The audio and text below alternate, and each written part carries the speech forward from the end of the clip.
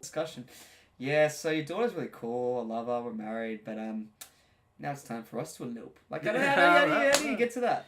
Maybe I don't know. Maybe they're just playing off some kind of like that Freudian thing where the mother and the daughter are always competing in some way, and the mother gets some kind of sick validation out of it. Reverse of Oedipus complex. Yeah, I don't know. Yeah. That's a new position. It's called the reverse Oedipus. Let me teach you something new I learned on the internet. It's called a reverse Oedipus. It's a reverse Oedipus. That sounds real kinky. It's not as kinky as you think. Oh, fuck. I mean, also, his trial is set to be open. Cameras allowed. It's going to be... it's going to be an absolute shit show. I'm really interested to see how that plays out. So, yeah, you're going to have 24-hour access to the courtrooms, guys. It's going to be... might be some weekly updates. On today's episode of the Sapiosexual Podcast, we discover the otherworldly, surreal story of abduction and abuse in the 1970s depicted in the Netflix real-life documentary Abducted in Plain Sight, where a man seduces the husband and wife whilst grooming the daughter using stories of alien paternity, missions to save the world, and copious amount of drugs to satisfy his perverse desires. We talk about the rise of medical diseases plaguing Los Angeles, where glitz and glamour now contrast with the stark reality of homelessness, disease, rats, and the smell of urine. On one side, we've got the bright lights, fortune and fame, and on the other, we've got darkness, poverty, and hepatitis. We cap off the episode with the discovery of the real-life Hogwarts right in the heart of our fair harbour city, the University of Sydney. We discover that the Chinese aren't just selling fake shit to us, they sell lies to each other. Find out why thousands of Chinese tourists are flocking to the University of Sydney right here in the podcast. You're a wizard, Harry! All this and more in today's segment of the Sapiosexual Podcast. Secrets. That'll be good morning, good afternoon, and good evening. Welcome to another edition of the Sapiosexual Podcast. Happy Saturday, Sunday, Monday, or whenever it is you're listening to this. Before we get straight into the episode, just remember that we are live on Instagram and Twitter. Follow us on @Sapiosexual Podcast. If you enjoy the podcast, follow on Spotify, subscribe on YouTube, drop us a comment on the video, like them, subscribe on iTunes or your app of choice for podcasts. Additionally, if you enjoyed the episode, we have a task for our listeners to reach out to one of your friends this week who you think would enjoy our content and tell them to listen to the Sapiosexual Podcast. You may even want to share the episode out on Twitter or Facebook. You choose the way you want to spread the good word. Share the love, man. Share the love, man. So we've got quite an episode lined up for everyone. We do. So for us, I suppose, a recap of the weekend.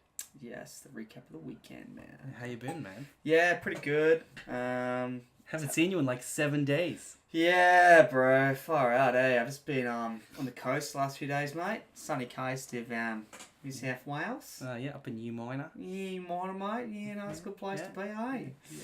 I saw these two people. I wanted to go chicken during the day. Yeah.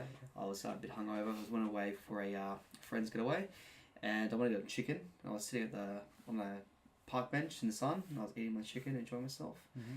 And I saw two people continue to tell a story about how they found a dog and how it got run over and how it was really sad, except they didn't just talk like that. And that was the story I just gave you in 10 seconds. It was, I was walking around and I saw a dog, and then the dog was across the road, and I felt sorry for the dog, because I used to have a dog when I was little.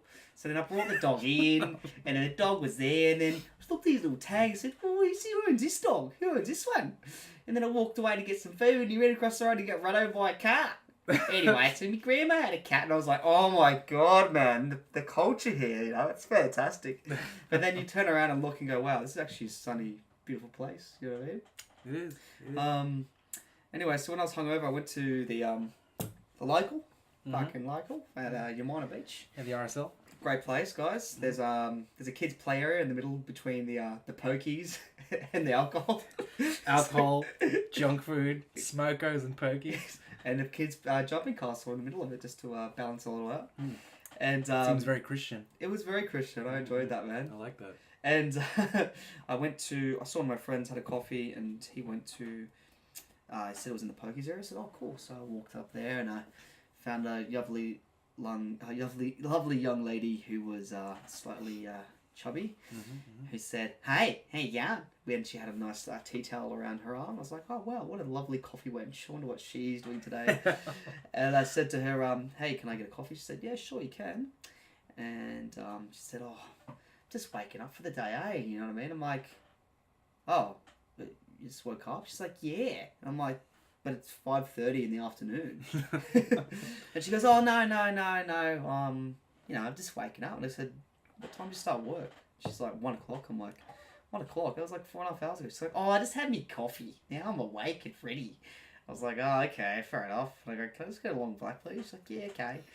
So she's making the coffee, and she makes it, and then she's like finishing it all off, and then she goes, do you want some water in it? I'm like, well, yeah, it's a long black. And she's like, oh, no, some extra water because it's hot. And I'm like, all right. She rips up my coffee and just sprays this fucking water on top of it. I was like, oh, fuck. It's one of those fucking bar-like it's a bar coaster thing. I'm like, okay. She just did you a mixer. She gave me a mixer. And she goes, do you want to, so you playing the pokies? I'm like, oh, not really, eh? She goes, oh, it'll have to be 320 then. I'm like, oh, what if I just tell you I'm playing the pokies, eh? She's like, oh, we're supposed to pay for it. I'm like, well, I'll just tell her to pay for it and just walk off, eh? She's like, yeah, right, that's fine. I walked off. I think she was keen for some deep roasts. Yes, I don't think she wanted to take payment of the currency kind. I think she didn't want to take payment in coin. She wanted to take payment in loin. Loins. The beanie loins. Yes. Yeah, you can pay me in fucking spit gobs. So I have to say, Umina Beach, it's got some lovely people, but some delicious coffee wenches if you're keen. So yeah. So if you're ever up in Umina, get some coffee, hit up some mad slags. You might get a free coffee out of it. Well, gee, my weekend wasn't. Yeah, what about you, man? Sorry, no one here is interesting, I suppose. What'd you do? Well, last Friday I went out, had some Brazilian BBQ. Just ate up the beef. Yeah, that was nice. Was the meat Brazilian? It was Brazilian, actually. Ooh. The waitresses were Brazilian too. Were they Brazilian? They were delicious. They were. No, pretty uneventful. Except in the office, there was this old Greek lady. I think she's pretty comfortable with me, so she kind of talks shit whenever she feels like it. She just went, Eric, I don't understand. You're a beautiful young man. So why do you have such a shitty haircut? Hey, you're a lovely person. You're a cunt. Something wrong with my haircut? I'm like, what? I think I like my haircut. No, it's a shitty haircut. It's just like, I think young people have that haircut. It's just scary. I'm just like, fuck you, man. I suppose it's a sign I have a good working relationship with this person. They feel free to just talk shit to me. It's funny because I got a good friend out there that says exactly the same thing. It was kind of a deja vu moment. Just someone telling me I've got a shitty haircut. Kind of like my haircut. No, it's a good haircut. Suits you. No, I got the fuckboy haircut. It's a fuckboy haircut. It's a Viet fuckboy haircut. Yeah, it's a Viet fuckboy haircut. But I liked it, and that's my weekend. Damn. So next on the agenda is the Ultimate Feminism Championship. Ultimate Feminism Championship breakdown. Secrets. Well, this isn't news, but I did see an old video of Felice Herrig and Justine Kish. In 2017. It was a strawweight fight. Yeah. What happened? Justine Kish was stuck in I think it was like a rear naked choke, wasn't it? She burst out of it, which she did with some, it was real athleticism, real power, but she shat all over the octagon. She did it. You just see them kind of fucking wrestling around in the shit, kind of smearing, and he was like, don't ever tell me that UFC is a classy sport, man. That was fucking disgusting. Now, that's not news, but I just saw it like, yuck. Yeah, what can I say, man? It can be a really shitty sport, Well, you can go down like a total YouTube spiral where you're like, what's another video related to this? It's like 5 UFC fighters have also pooped their pants in the octagon. And you're like, yuck, disgusting. Click. I'll save that one for later. Click that on watch later when I get my appetite back. Guys, not much to report from the Ultimate Feminism Championship this week, except for fighter TJ Dillashaw. He's given up the belt. Voluntarily, apparently. He got caught with some drugs in his system. So what happens if you get caught with drugs in the Ultimate Feminism Championship is that you get suspended. So potentially they're thinking he might have EPO'd. So what EPO is... Explain that. It's blood doping. So what blood doping is you get athletes to work out really hard at a really athletic state, potentially maybe even like high altitude, and they generate a lot more red blood cells, and they extract all that blood from you, and then they get you to weigh in, work out really hard, get everything done, and then just before the fight, inject all that red blood cells into you, and you're like a super athlete. It's all that highly oxygenated blood, right? Yeah. Just that ability to carry its oxygen. Yeah. So well, what I don't understand though is what's voluntary about this. Well, it's either you give up the belt or we're gonna strip you. So it's not really voluntary. Nah, it's It's not. kind of just like, it's like when you're playing chess and the guy like tips over the king. It's not really voluntary. You kind of just lost anyway. Like you're just fucked. Pretty much. It's Yeah. fucking- Basically fucked. So yeah, not too much to report on the Ultimate Feminism Championship, but hope we get back to your great heights, Mr. Dillashaw. Good Dillashaw. Just stay off the drugs, man. Stay off the drugs, man. Filthy fucking cheating cunt. Yeah, you fucking cheating cunt. Fuck you. Fuck you. Fuck you. Look, he's a hero, man. I love him. I look up to him, but fuck you, you fucking cheating You cunt. fucking cheating cunt. Fuck off. Yeah, just fuck off, cunt. Yeah, fuck off. That's cunt. Australian. It's in America, mate. Yeah, it's not fucking Australian, you cheating cunt. I don't watch this. It's not Australian. Yeah, fuck out of Australia to put steroids in your arms, you dumb cunt. What, juicing? Who the fuck are you, Lance Armstrong? Just fuck off, eh? Oh, that is how Armstrong got corpo. And that Oh. was EPO doping he was doing. He was in the same thing, Yeah. wasn't he? But is it really cheating if you got one ball? That's my question. It's the half ball. Half ball clause. scenario. Well, I think that it's not up to the individual to flaunt the laws, alright? It's up to society to understand the needs of the half ball people out there. Hey man, half ball's hard. Look, if you got half the balls, I mean, we got to change the laws here, man. That's half the testosterone. Half T. It's half the manliness. Half T. Yeah, I know. I mean, But having said that, I think there was something where they got like the 30 people that won the Tour de France because they brought all this new like testing in, and they found like the top 27 people, or first 27 people that came that placed in the race, all did fucking drugs. yeah, it's like the legit non-cheating best cyclist in the world ends up coming like 27. Seventh. Yeah, it's fucking person ridiculous. goes first. Yeah, it's fucking ridiculous. Yeah. There's actually a lot of like middle-aged guys now that are getting into blood doping and all these different testosterone and steroids things. Middle-aged dudes doing bike races. It's interesting because like you do see these people like just like fucking Lance Armstrong driving around, and they're like 50 years old and like full slim in these tights. Like look at a fucking fag, All these, dude. like strapped down wrinkles. And Yeah, I know what it is. I don't know if it's like middle-aged guys like refining their it's a fad. you You know? know? Yeah, It's yeah. like me the fad as well. Yeah. I remember reading this in some executive Yeah. magazine. Yeah. For the businessman out there, you know Yeah. me. I'm a successful businessman. Yeah. But it's kind of replaced golf as like this new connecting sport, like this sort of networking type sport. Oh, It's like a new age type network sport. connects me, man, when I'm driving a car and I'm just like want to run him over. Yeah, I know. I totally want to connect with him too. It's like, yeah, I want to connect with him. Take him with your fucking bike. Get the fuck off the road. Get in the fucking bike lane, cunt. Like, oh shit! It's funny how like how much rage you get in the morning. Like you become a totally different person. When you become got a something to demon. be, yeah. When you got something, no, but you're just in the car. You become a demon. Like it's weird. I feel like when I'm more relaxed, I'm like, oh yeah, but if I've got somewhere to be, and there's some dude plodding on his bike, you know, thrusting his glutes in my face and sort of like hugging the road, I'm like, bro, you better get out of the way, man. Yeah, exactly. Get those glutes out the road and in my bed. Yeah. Yeah. Yeah, this makes you think that's a really strange midlife crisis they're having. It's like, why don't you just go for the leather jacket and the motorbike? You know? Yeah, that's pretty gangster. Yeah, you know, just go for the Harley, man. You don't have to get on Yeah. fucking 10 grand, fucking all synthetic Titanium bike. bike. Yeah, just like, dude, what is wrong with you? Yeah, what's wrong with you, dude? Disgusting. Yeah, it scares me. So, you want to do some blood doping? Want me to dope you up with some blood? Yeah. Yeah? You want a fucking blood swap? Yeah, how about we blood dope each other?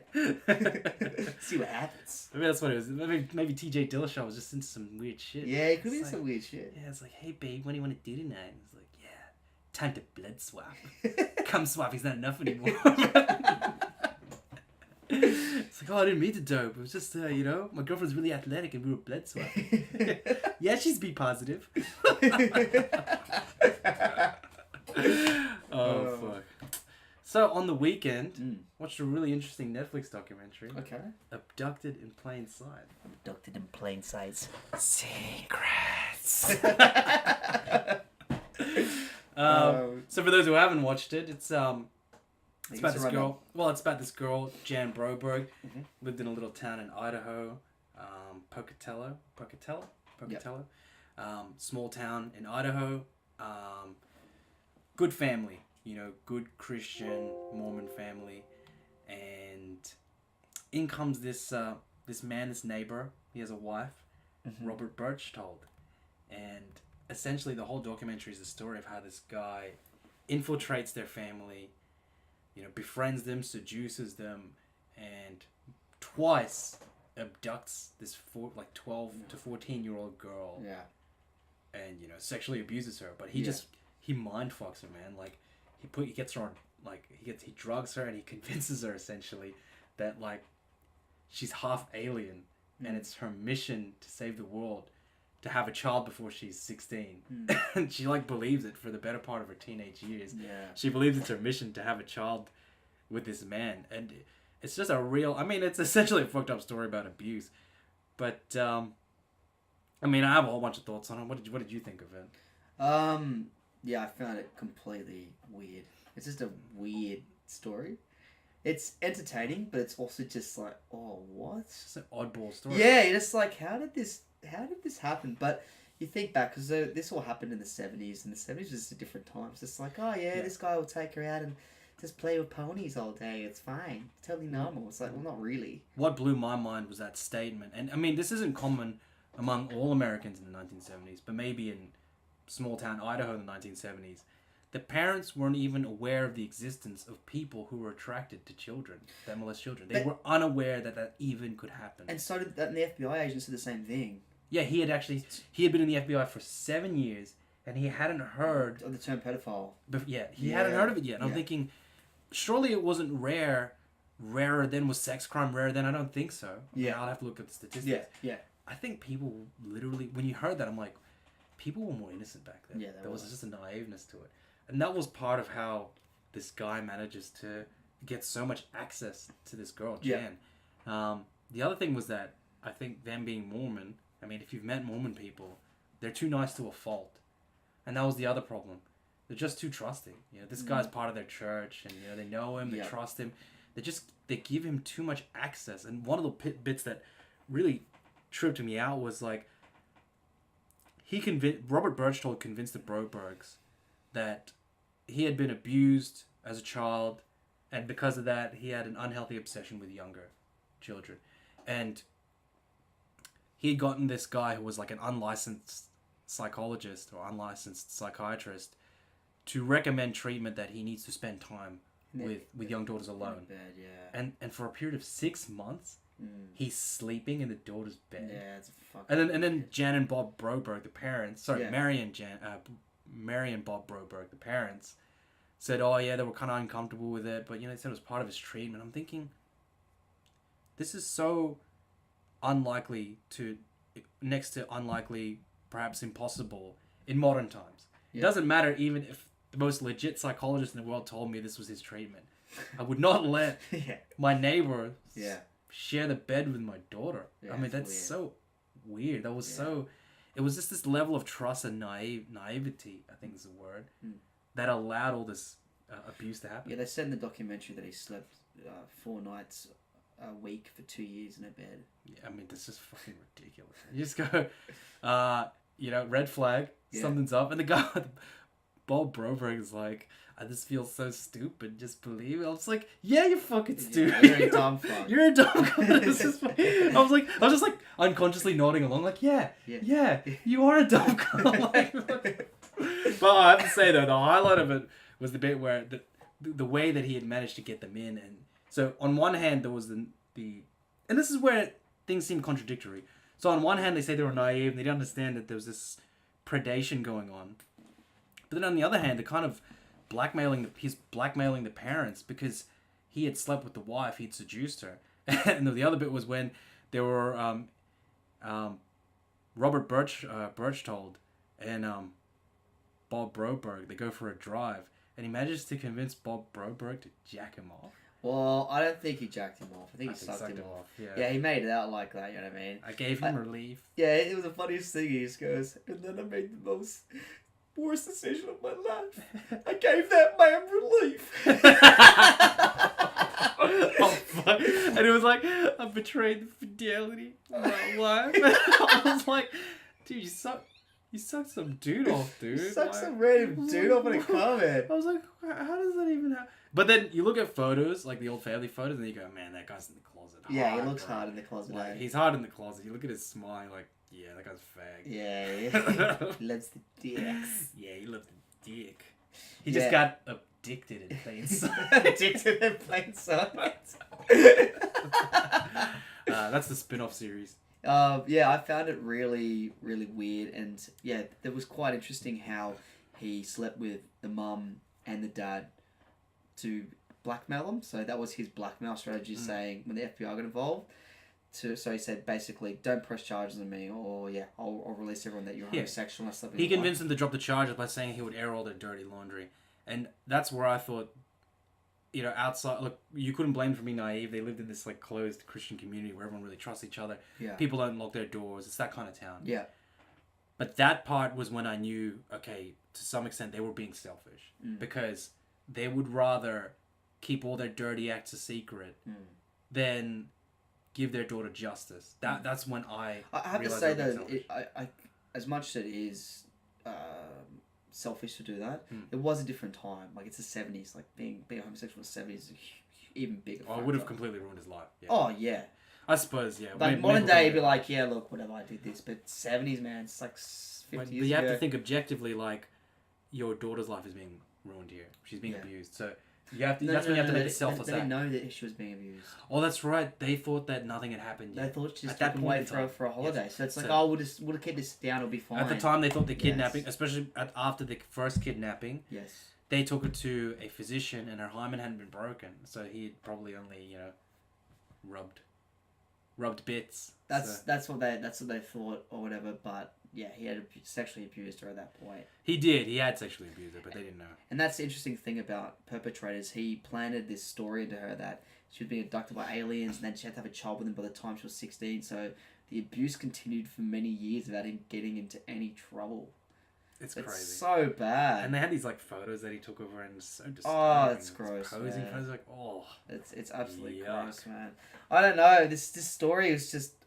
It doesn't even seem real. Like I try to explain this to people. Like, what is this a movie? I'm like, no. This actually happened. And yes. Well, you know what's interesting too? The FBI. So the first time she goes disappearing, they're like, oh, she's gone. Like, where is she? Like, because the guy said, I'm gonna pick her up for a horse riding lesson. Okay, great. And then they end up waiting like 4 days to call the FBI. Well, the weird thing was the FBI's. I mean, this is how different times were back then. The FBI's office was closed for the weekend, and you're like, you can't call the cops. Like, no, they could have. They could have called the cops, but she's like, oh, I don't want to bother anyone. Oh, like they gave a very specific office for absolute emergency. Yeah, that's true. I'll wait till Monday to call them. So they wait till Monday, and they still don't call them. And they still wait a few more days. It's weird. I think there's two factors that feed into why this is so unreal to us. One is it's the 70s and it was just a totally different time. But also, this is a totally different place. This is like small town, Mormon town, you know? Yeah. And just that ridiculous level of trust for one of their neighbors. Just that night. Like, they are innocent, though. They seem so innocent. Yeah, really, they do seem innocent. Yeah, they do. I mean, I think even the dad is not aware that he's a homo. Like, just the way he talks about it. Yeah. He wasn't aware that he was just... He's so buried deep in the closet. Yeah. He's so buried deep in his closet. It's funny.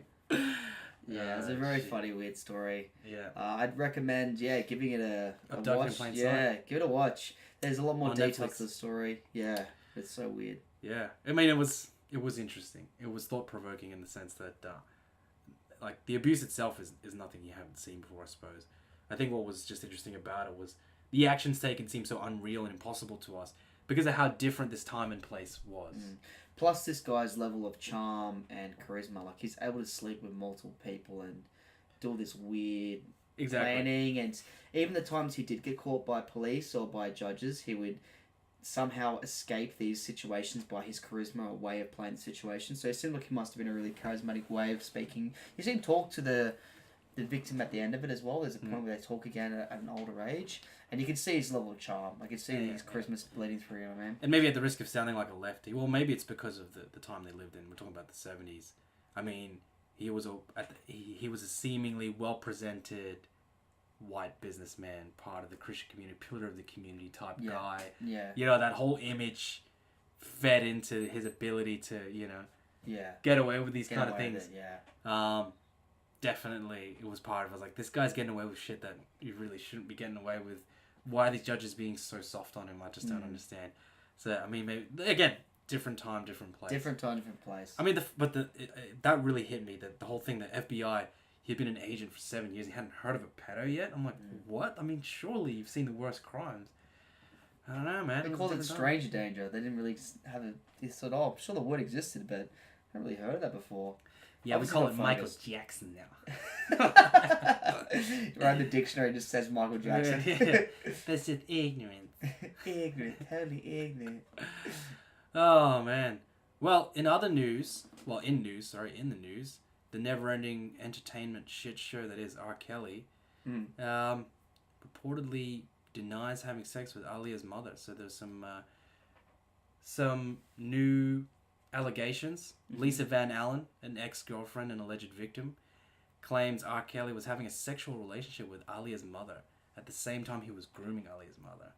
Now, I found that really interesting because of the parallel with this documentary where it's like seduce the parents. Yeah, it is a parallel. I think what the article was Hip Hop DX, and I think they were saying that while Aaliyah was asleep and they were married, he crept into like the lounge room and then slept with Aaliyah's mom multiple times.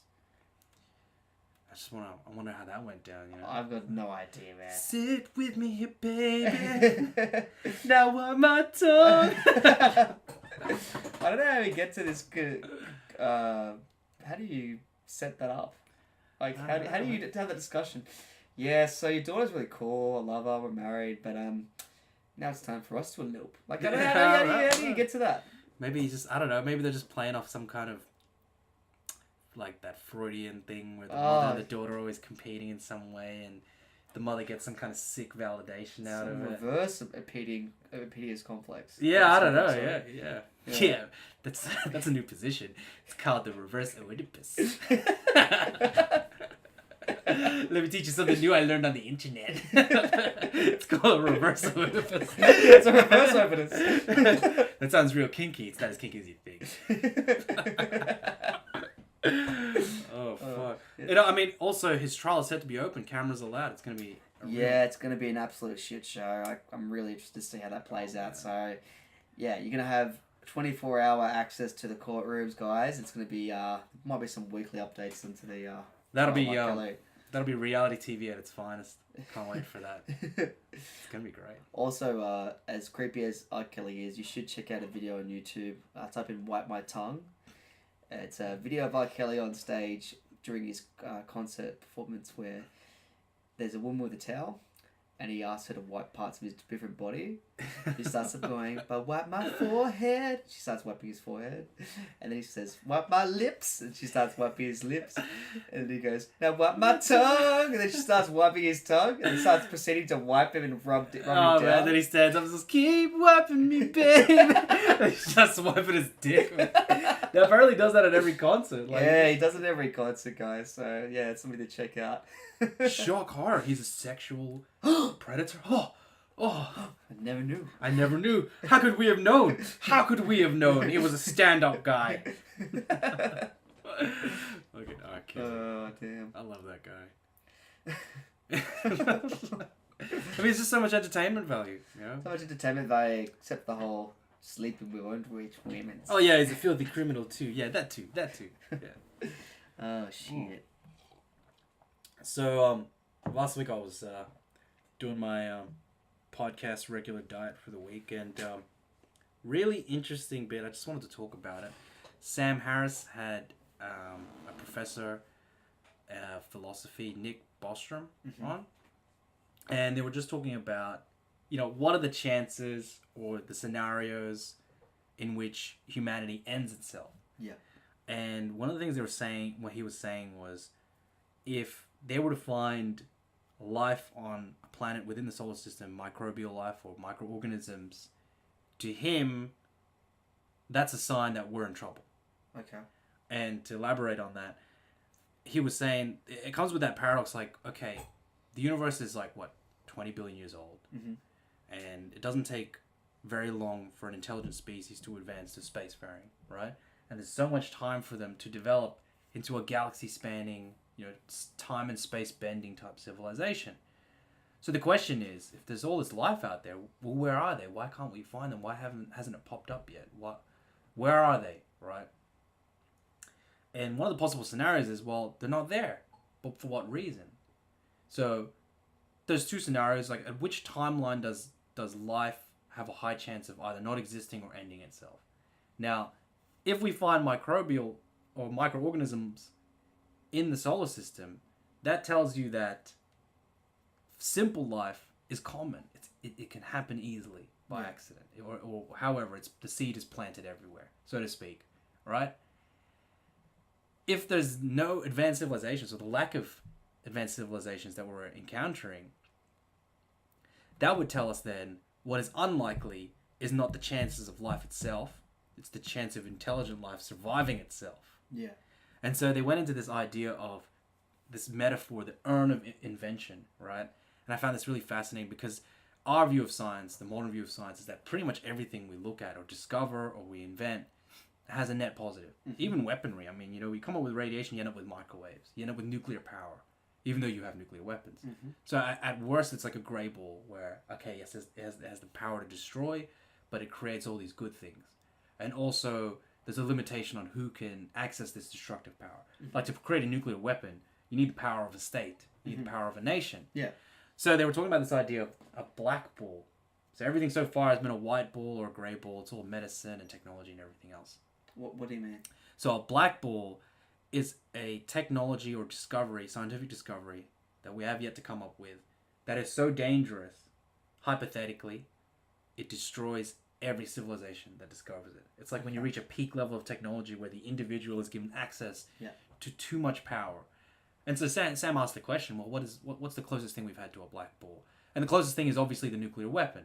But because you need rare materials, you need special technology and engineering to create a bomb, it's not really a black ball. But he said it would be a black ball if, for example, if you could set off an atomic reaction just by putting sand in a microwave, that would be a black ball because you couldn't live in cities anymore. Our cities would collapse. There's always at least one crazy person who wants to kill millions. Something like that, yeah. There's always one person who wants to kill millions of people. Yeah. You think about any guy who went on a crazy shooting rampage. Imagine he could just put something in a microwave and blow up everybody, right? So, not quite there. But then they also talked about, well, what could potentially be a black ball. And they're talking about CRISPR and the idea that eventually we'll have these, computers with some sort of biological device next to it. And the ease at which we could program one day, individuals could program super deadly viruses. It reminds me of a study I'd read where these scientists in Norway created an airborne virus with like a 90% fatality rate, and then they quickly destroyed it afterwards. So they just wanted to see that they could create something like 90% fatality rate? Yeah, I mean, I don't know how they came up with that idea. It's not like they tested it on humans. But it's the idea that, okay, but that still required advanced labs. You need all these scientists. But if you had like the ability to program it, like using CRISPR or something like that, that could be close to a black ball. Because you just need one unhinged dude to set off airborne apocalyptic viruses. People need to know what CRISPR is though as well. So CRISPR is this it's a genetic program. Yeah, it's like a programming device that allows you to adjust DNA using bacteria, I believe. That's the background on it. I don't fully understand the science. Essentially what you'll be able to do is use a computer program for the human genetic profile and create different things, such as organs, such as selecting different characteristics in a baby. Say you wanted the baby to be white, athletic, contain certain features, be a level of intelligence, or to be a superior version of all those things. You could pick all those things with the CRISPR app. It's still in development, but it's getting more and more scary. That's right. There's a number of geneticists that are talking about this as well. There was one on the Joe Rogan podcast. He was an Australian one who was talking about it, and he was also explaining like China's doing things that they shouldn't be doing. I've read about this. Yeah, they're making basically clones. Well, those are CRISPR twins. There was this guy, I mean, they were natural born, but he had adjusted their genome before they were born. Yes. And what he did was he made those twin girls resistant to HIV.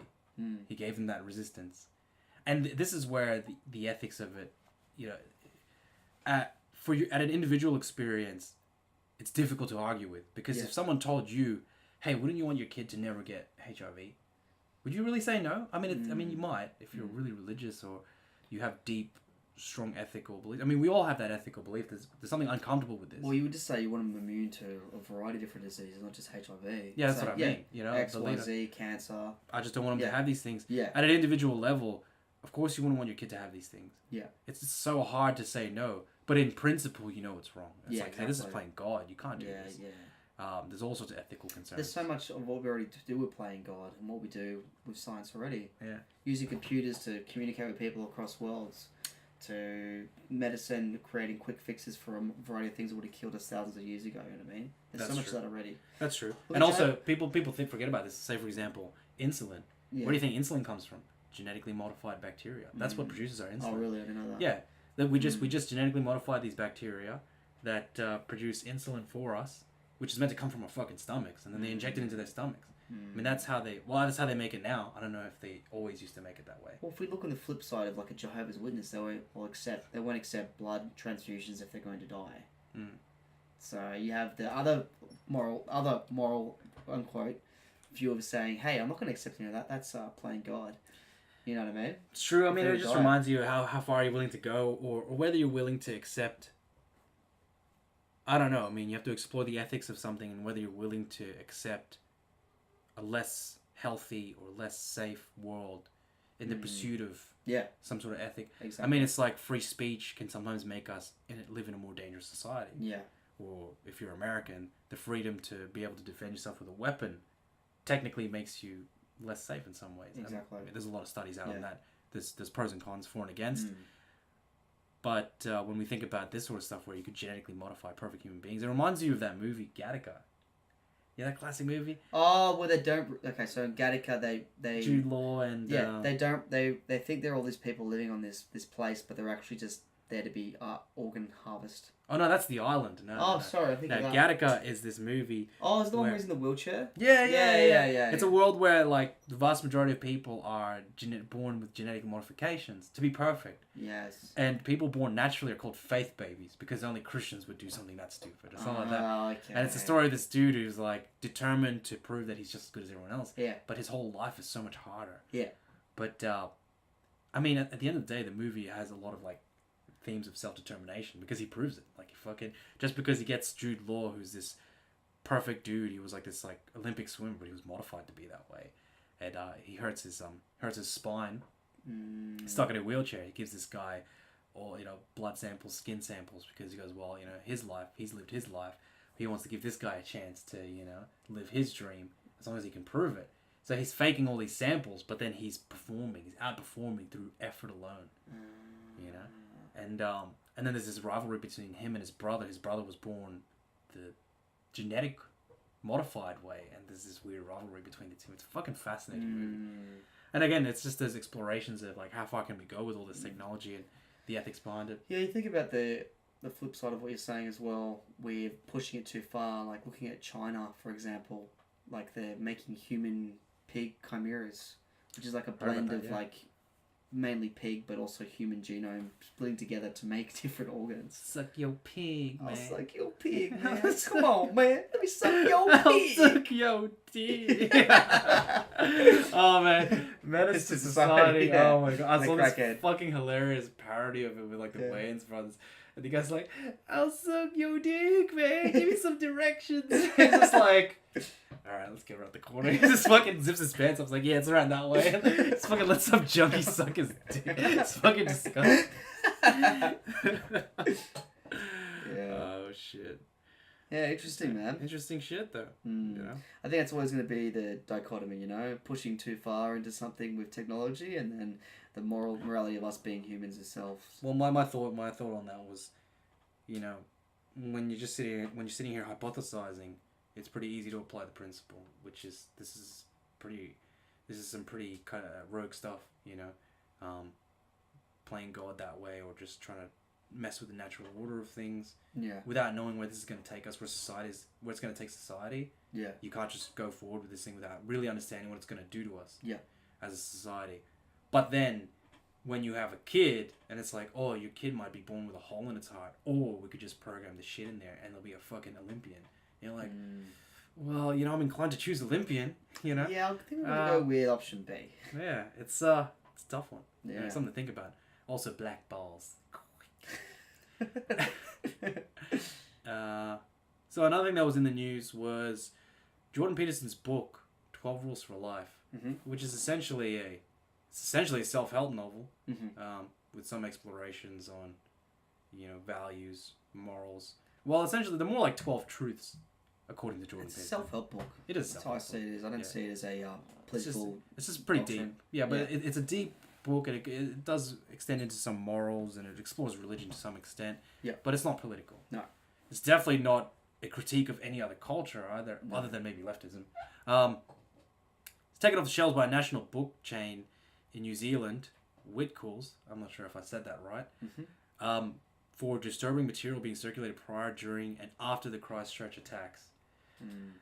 Basically, they're saying he's an Islamophobe of some kind. I looked into this further, and what happened was after one of his book signings, or during one of his book signings... And he's on tour. A fan took a photo with him, and he was wearing a I'm a proud Islamophobe t-shirt. Yeah. Now, this t-shirt, you know, in the context of what's happened recently, I guess it sounds bad, but I mean, the t-shirt was essentially a critique of some of the things that happen in Islam, but it's also sort of essentially a critique on any sort of religion. I mean, you know, the stuff that they're talking about is shit that happens in a lot of religions. You could apply it, you could insert other religions into that aspect too. Well, I could see how that might be seen as, you know, insensitive at the time. Yeah. I don't see how it's related to his book, because his book does not promote hatred. Well, I don't think the link is... He wasn't wearing the t-shirt either. The link isn't to the book, it's the link that he's around that image of a t-shirt. That's exactly. To make that happen with someone being a proud Islamophobe, and then a bunch of Islamic people dying by a white guy a few weeks later. I think, again, like, when I'm sitting here hypothesizing, or when I'm sitting here applying a principle, I go, well, he wasn't wearing the shirt. There's no proof that he agrees with those principles. His book doesn't promote those things. His book is it's a beautiful book. I've got it. It's the individual of those things sitting or standing with someone who's put that on, you know what I mean? On the flip side, I actually don't have an answer to this. Maybe I haven't thought about it enough. Well, what if he took a photo with a dude wearing like a Nazi t-shirt? And I think to myself, I don't know. Like, maybe you do have a responsibility to say, I'm sorry, mate, I can't take a photo with that shirt. It's just too rogue, bro. Rogue, man. Why are you wearing that? Yeah. Yeah. And then on the other hand, his book wouldn't get taken off the shelf. He was taking a selfie with a guy with a freaking hammer and sickle, with Che Guevara on the shirt. Yeah. With Fidel Castro. For some reason, these things are totally cool. Stalin. He could put out Stalin, yeah. And it's like, 200 million people dead. Fuck it. Yeah, exactly. That being said, somehow I feel that what he did there was a mistake. Perhaps he should have...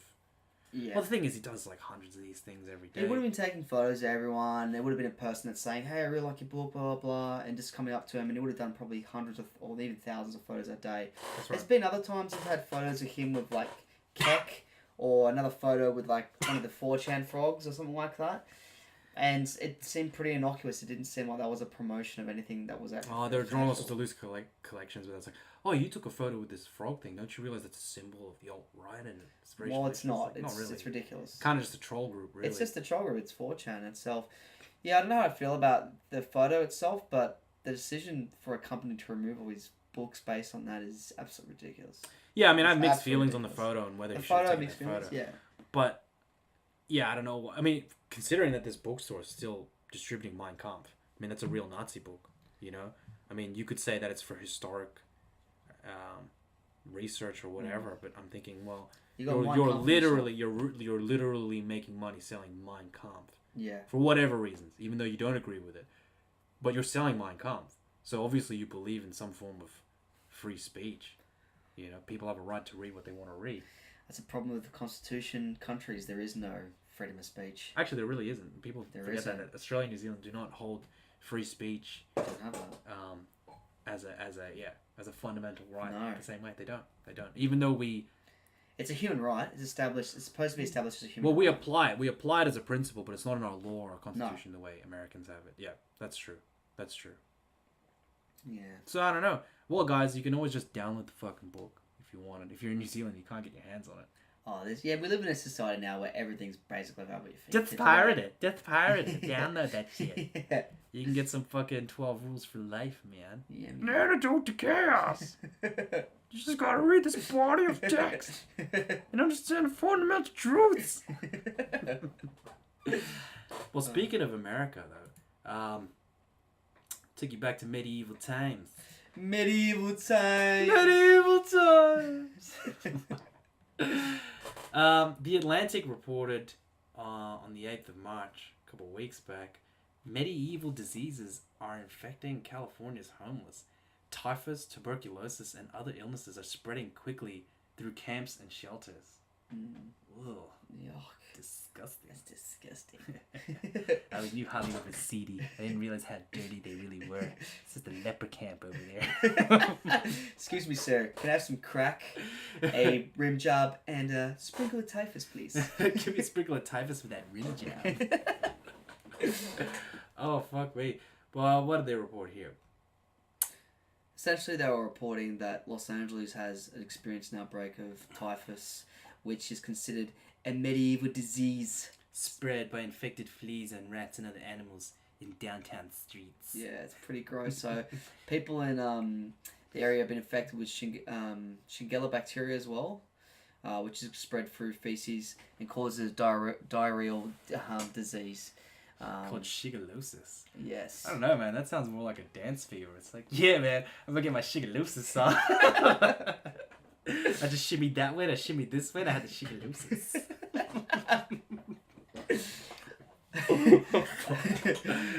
But I find it pretty weird that the articles calling these diseases medical diseases, which they are, but they're existing in America in 2019. It's fucking ridiculous. And the funniest thing is, it's happening. Well, not funny. It's quite sad. It's happening in Los Angeles, like, in an area that's very close to Hollywood, which is like the elite people who are billionaires, millionaires, and people of the most highest privilege and money and status.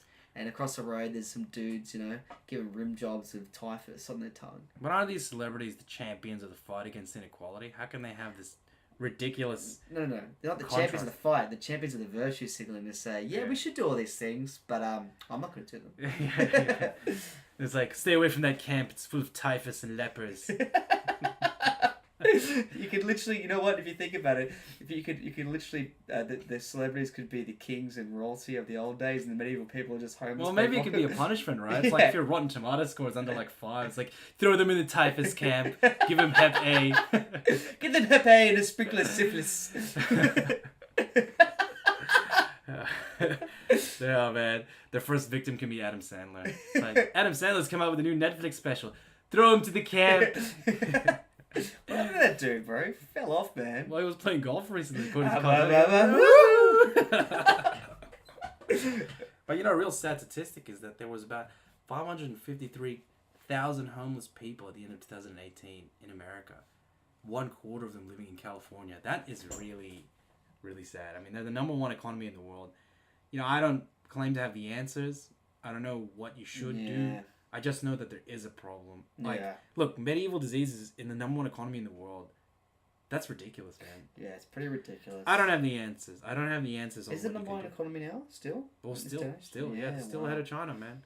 It's America, dude. But why 1/4 of the homeless people in California is my question. Well, that's where all the wealth is concentrated. Oh, right? Is it? Well, yeah. I mean, if you were to separate California, not just Silicon Valley, everything, tech industries, everything. Okay. If you were to separate California as its own state, it'd still be in the top 10 economies in the world. Oh, well, that's what they were doing during the election. They were talking about Calexa, making California their own country. Yeah. That'd be fucking disgusting. Yeah. Yeah. I guess it could be like, have you seen the movie Escape from New York? Oh, yeah, with Kurt Russell. So they, put all the prisoners in one area. So you just, wall off the entire California, then chuck all the syphilis people in the prisons into there. Well, I mean, it would be fascinating, right? I'm not saying it'd be a good thing to do, but... Death Island. Yeah, no, that's what I was thinking. Welcome to the games. Yeah, welcome to the Purge. Basically the Purge, one part of the world. Exactly. Oh, gee. So guys, if you are going to California and you are looking for a blowjob / room job / crack, yeah, keep your shit way tight. Yep. Keep it wrapped up. Keep it wrapped. You need more than latex. You might need titanium. which is truly a desperate way for me to connect to the next topic. Yeah. A Muay Thai fighter using space-age materials to his advantage in the ring. What space-age materials was he using? We're talking about titanium. Stronger than steel. It was a secret. Secret. Well, what happened was Muay Thai fighter Bandasak Chayasan was suspended by the World Muay Thai Council not too long ago. That was the other day on March the 16th. Yep. For when X-ray images surfaced showing that he had fought with a titanium shin implant without disclosing it to the Athletic Commission during a bout on May 16th in Chiang Mai. That was last year. Yep. In Thailand. These X-rays emerged just days after his recent victory via head kick knockout. Upon waking up, Chayasan's opponent said the following: "I have never felt anything like that. I have been fighting for 7 years, and I've never felt anything like that kick." Yeah, dude, you just got a fucking titanium rod to the head. Yeah, dude, you basically got a baseball bat kicked to your head. Like a metal baseball bat. We're living in the future, man. We've got cyborgs running around, special augmentations, you know? You got the Thailand T-Series Terminator. I need to kick your head off.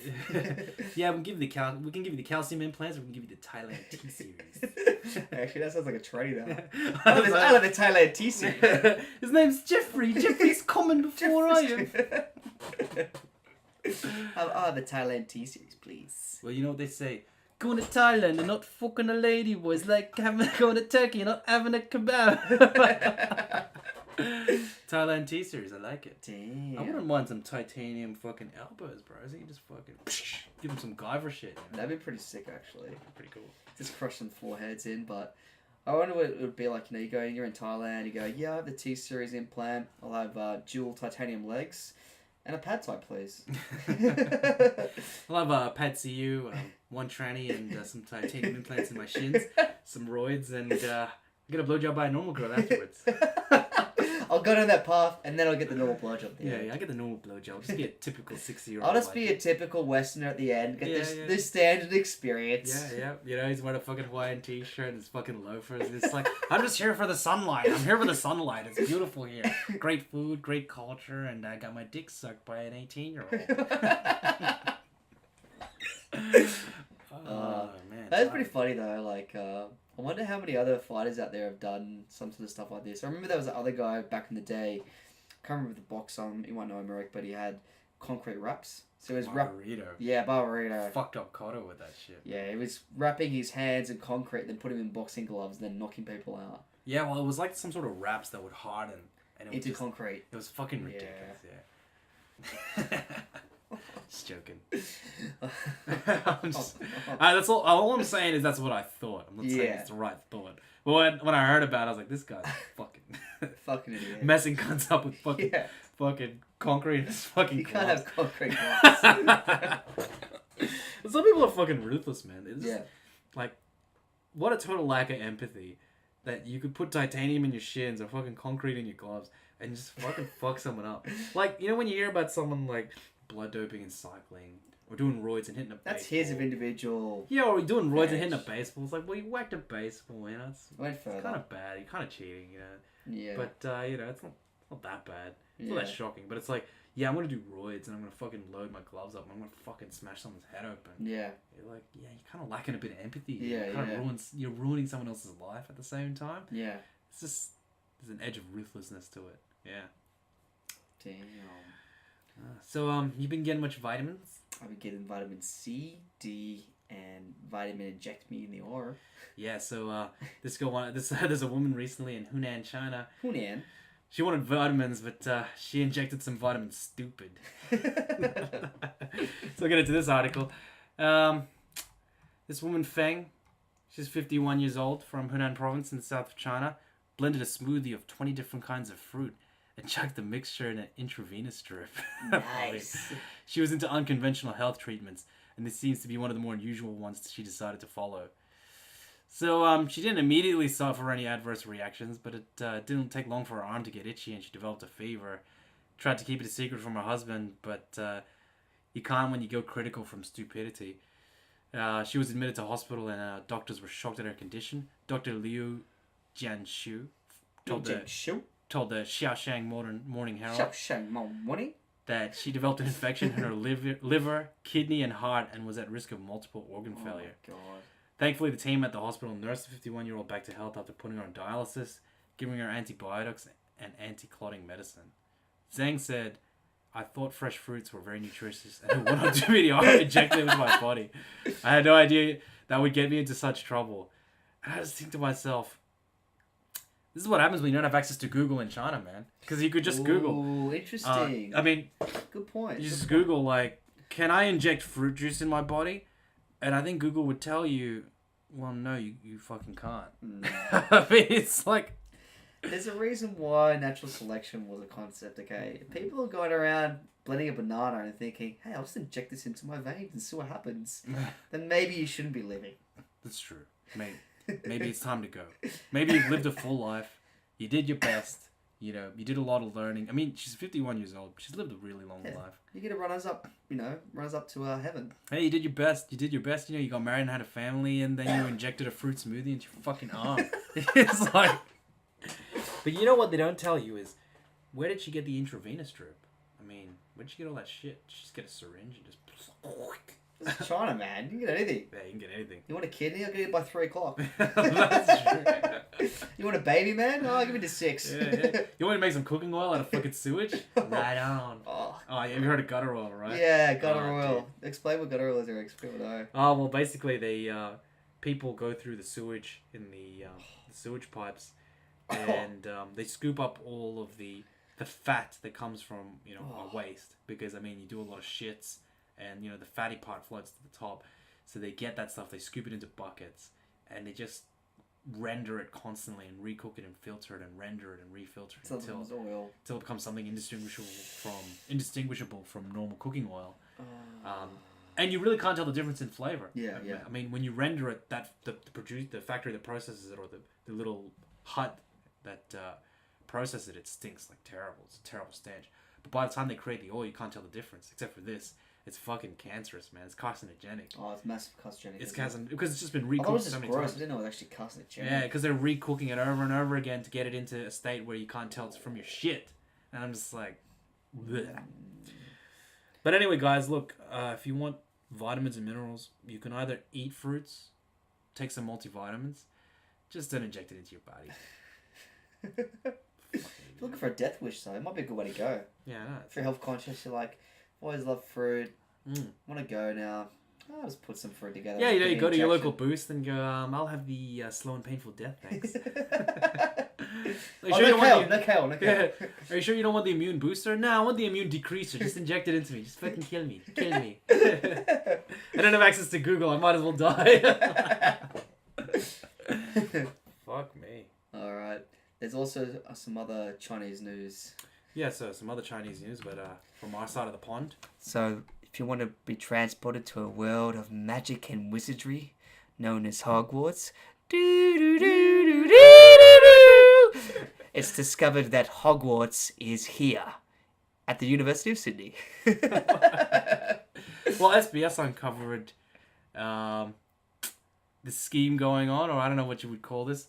Scheme? Yeah, man, you got these Chinese tour guide operators claiming that part of the Harry Potter films were filmed on location at the University of Sydney. I just think you can get away with all kinds of shit, selling fake shit to Chinese. Yeah, you can. Well, it turns out Chinese people aren't just selling us fake shit. Chinese people are selling Chinese people fake shit. Yeah. It was also Japanese people as well, guys, just to clarify as well. But yeah, it was probably Chinese, and they'll say, yeah. That's funny, man. I mean, they're just going there and there's all these fucking selfies like, Harry Potter! This is where Harry Potter was, and they're doing these selfies. Yeah, there's always students walking by going, what's this? What are they doing? And I'm like, you know what? That is a location for a bunch of magic and fantasy. but it's more like socialism and philosophy. That's the real fantasy, not Harry Potter, man. They're waving that magic wand and going, utopia! This is a utopia! You're a victim! You're a victim, Harry! Rich, tertiary educated Westerners! Victims! So... But it was funny because... they are breathing magic dust over there, just not the Harry Potter kind. Yeah. Fuck me. It was funny because the Chinese tour they interviewed some of the people on the campus, like, oh yeah, my friend saw this, and this is where Harry Potter was, and then they went to interview the tour guide, and he ran away from them. They were trying to ask him questions. And they had over 4,000 people increase in visitors at University of Sydney from the years 2017 to 2019. Fucking ridiculous. Damn, what a scam. Chinese people. Chinese. That's all I'm going to say. Chinese. Oh, man. They went in looking for Harry Potter. They came out leftists. Imagine if they actually came out with all Che Guevara shirts on. And iPads and iPhones and little berets. Well, I mean, they're all communists to begin with, so, That is true, actually. They found a calling. They have found their calling. They found their calling. It's a place to be. The magic of socialism. You're a wizard, you fucking chink. And that's about all we have time for. Damn. That's a wrap, guys. Damn. That's pretty good. I'd say let's have KFC, but I already ate. There's no KFC today. No. Damn. Chink food. Let's have some Chinese food. That's your host, Eric, and... This is Kane. Signing off. That's a wrap. Thanks, guys. Thanks, guys. We'll see you next week. See ya.